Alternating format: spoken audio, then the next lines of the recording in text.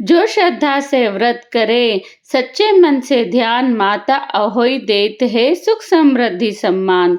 अहोई अष्टमी माता सुनो भाव भरे अरदास, संतान के जीवन में रखो सदा विश्वास। Hi everyone, welcome to the Indian taste and culture. आप सभी को अहोई अष्टमी की हार्दिक शुभकामनाएं। ये व्रत कार्तिक लगते ही अष्टमी को किया जाता है। जिस वार की दीपावली होती है, अहोई आठे भी उसी वार की पड़ती है। जैसे दिवाली सोमवार की है तो उससे पहले वाला जो सोमवार है वो अहोई आठे पूजा जाता है। इस व्रत को वे स्त्रियां करती है जिनके संतान होती है। इस व्रत को संतान की दीर्घायु, सुख और समृद्धि के लिए किया जाता है। यह व्रत करवा चौथ के 4 दिन बाद और दीपावली के 8 दिन पहले किया जाता है। अहोई माता को संतान रक्षक देवी भी कहा जाता है।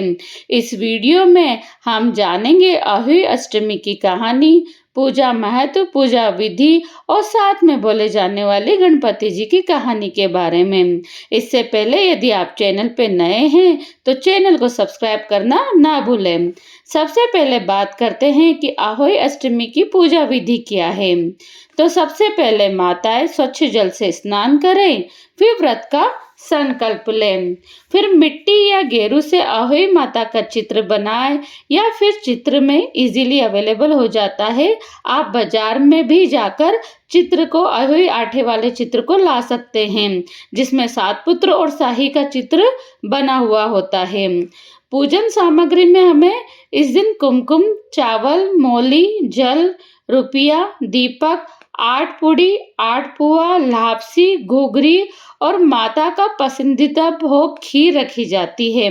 पूजा के बाद अहोई अष्टमी की कहानी सुनना अनिवार्य होता है और साथ में गणेश जी की कहानी भी सुनना अनिवार्य होता है।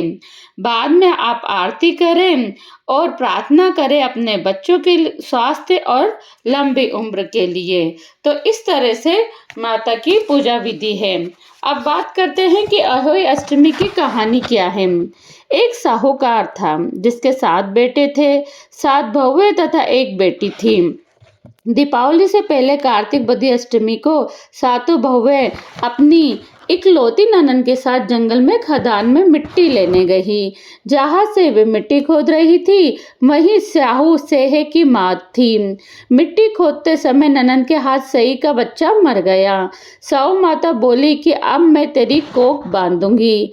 तब ननद अपनी 7 भाभियों से बोली कि तुम में से मेरे बदले कोई अपनी कोख बंधा लो। सब भाभियों ने अपनी कोख बंधवाने से इनकार कर दिया, परंतु ननद के बदले छोटी भाभी ने अपनी कोख बंधा ली। इसके बाद जब उसके जो लड़का होता था 7 दिन बाद मर जाता था, मतलब 8वां दिन का लड़का होते ही के पहले ही वो मर जाता था। एक दिन पंडित को बुलाकर पूछा कि क्या बात है, मेरी संतान 7वें दिन क्यों मर जाती है। तब पंडित जी ने कहा कि तुम काली गाय की पूजा किया करो। काली गाय साहू माता की भाईली यानी सहेली है। वो तेरी कोख छोड़े तब तेरा बच्चा जिएगा। इसके बाद से वह बहु प्रातःकाल उठकर चुपचाप काली गाय के नीचे सफाई आदि कर जाती। गौ माता सोची आजकल कौन मेरी सेवा कर रहा है जो आज देखूंगी। गौ माता खूब तड़के उठी तो क्या देखती है कि एक साहूकार के बेटे की बहू उसके नीचे साफ सफाई आदि कर रही है। गौ माता उससे बोली कि किस चीज की इच्छा है जो तू मेरा इतना काम कर रही है और मेरी इतनी सेवा कर रही है। साहूकार की बहू बोली कि साहू माता तुम्हारी भाईली है यानी सहेली है और उन्होंने मेरी कोख बांध रखी है, सो मेरी कोख खुलवा दो। गौ माता ने कहा अच्छा। तब गौ माता 7 समुद्र पार अपनी भाईली के पास उसको लेकर चली। रास्ते में कड़ी धूप थी इसलिए दोनों एक पेड़ के नीचे बैठ गई। थोड़ी देर में एक सांप आया। उसी पेड़ पर गरुड़ पक्षी का बच्चा था, उसको मारने लगा। तब साहूकार की बहू ने सांप मारकर डाल के नीचे दबा दिया और बच्चों को बचा लिया।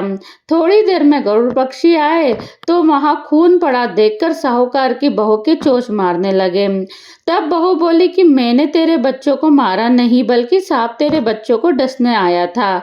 मैंने तेरे बच्चों की रक्षा की है। ये सुनकर गरुड़ पक्षी बोली कि मांग तो क्या मांगती है। तब बोली, 7 समुद्र पार सौ माता रहती है, मुझे तू उसके पास पहुंचा दे। तब गरुड़ पक्षी ने दोनों को अपनी पीठ पर बिठाकर सौ माता के पास पहुंचा दिया। सौ माता उन्हें देखकर बोली कि आ बहिन, बहुत दिनों में आई है। फिर कहने लगी कि बहिन, मेरे सिर में जू पड़ गई है। तब साहूकार की बहू ने सलाई से उसकी जुएं निकाल दी। इस पर साहू माता प्रसन्न होकर बोली कि तूने मेरे सिर में बहुत सलाई गेरी है, इसलिए तेरे 7 बेटे और 7 बहुएं हों। वो बोली कि मेरे एक भी बेटा नहीं, 7 बेटे कहाँ होंगे। साहू माता बोली, क्या बात है। तब वो बोली, मुझे वचन दे दे तो बताऊं। साहू माता बोली, वचन दिया। तब साहूकार की बहू बोली, मेरी कोख तो तुम्हारे पास बंद पड़ी है। ये सुनकर साहू माता बोली कि तूने मुझे ठग लिया, मैं तेरी कोख खोलती हूँ नहीं, परंतु अब खोलनी पड़ेगी। ऐसे तो मैं कोख नहीं खोलती, लेकिन तूने वचनबद्ध कर दिया, इसलिए मुझे तेरी कोख खोलनी पड़ेगी। जा, तेरे घर तुझे 7 बेटे और 7 बहुएं मिलेगी। तू जाकर उजमन करना, 7 अहोई बनाकर 7 कढ़ाई करना। वह लौटकर घर आई तो वहां देखा 7 बेटा 7 बहू बैठी है। वो खुश हो गई, उससे 7 अहोई बनाई, उजमन किए तथा 7 कढ़ाई की। अष्टमी के दिन जेठानी आपस में कहने लगी कि जल्दी जल्दी धो पूजा कर लो, और बच्चों से कहा अपनी चाची के घर जाकर देखाओ कि वह अभी तक रोई क्यों नहीं। बच्चों ने जाकर कहा कि वह कुछ मान रही है, खूब उजमन हो रहा है। ये सुनते ही जेठानी दौड़ी दौड़ी घर आई और जाकर कहने लगी कि तूने कोक कैसे छुड़ाई। वो बोली, तुमने तो कोक बंधाई नहीं, मैंने कोक बंधा ली थी। अब साहू माता ने कृपा करके मेरी कोक खोल दी है। साहू माता ने जिस प्रकार बहू की कोख खोली, उसी प्रकार सबकी खोले। ये अहोई माता की कहानी इस तरह से है। अब बात करते हैं कि अहोई अष्टमी व्रत का महत्व क्या है। अहोई अष्टमी का व्रत संतान की लंबी आयु और सुख समृद्धि के लिए किया जाता है। संतान की दीर्घायु, स्वास्थ्य और समृद्ध जीवन के लिए ये व्रत किया जाता है। यह व्रत माँ के निष्काम प्रेम, आस्था और त्याग का प्रतीक है। माँ पूरे दिन निर्जला व्रत रखकर केवल अपनी संतान के कल्याण के लिए इस व्रत को करती है। हर जगह व्रत करने के अपने अलग अलग नियम होते हैं। कहीं निर्जला व्रत रखा जाता है तो कहीं पर पूजा करके और खाना खा लिया जाता है। तो हर जगह अलग अलग व्रत के तरीके होते हैं। ये व्रत पाप नाशक व्रत माना जाता है। कथा अनुसार साहूकारनी ने अनजाने में पाप किया था, पर अहोई माता की पूजा से उसका पाप क्षीण हुआ और परिवार में पुनः सुख लौट आया। ज्योतिष के अनुसार अहोई अष्टमी का व्रत संतान संबंधी दोष, ग्रह दोष या संतान सुख में आने वाली रुकावटों को दूर करता है। यह अहोई अष्टमी दीपावली के कुछ दिन पहले आती है, इसलिए इसे घर, परिवार और मन की शुद्धि का प्रतीक भी माना जाता है।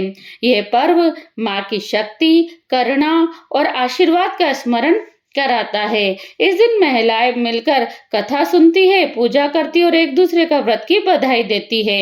यह परंपरा सामाजिक और पारिवारिक एकता का प्रतीक भी माना जाता है।